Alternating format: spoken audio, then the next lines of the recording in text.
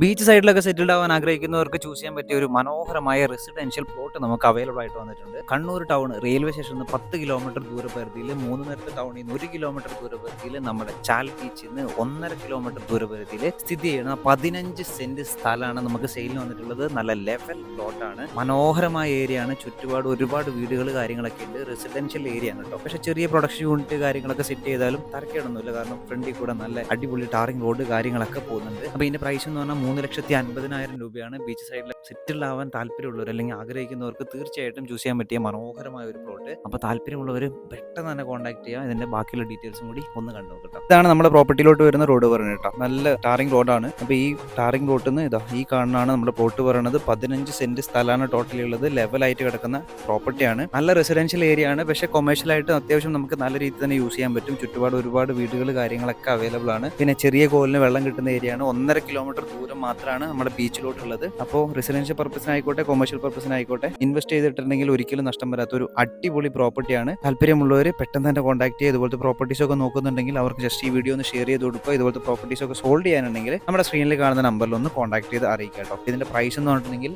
ഒരു സെന്റിന് 3,50,000 രൂപയാണ്. ഫിക്സഡ് പ്രൈസ് ആണ്. ബീച്ച് സൈഡിൽ സെറ്റിൽഡ് ആവാൻ താല്പര്യമുള്ളവർക്ക് തീർച്ചയായിട്ടും ചൂസ് ചെയ്യാൻ പറ്റുന്ന മനോഹരമായ ഒരു പ്രോപ്പർട്ടി. അടുത്ത വീഡിയോ കാണുന്നവരെ ബൈ ബൈ.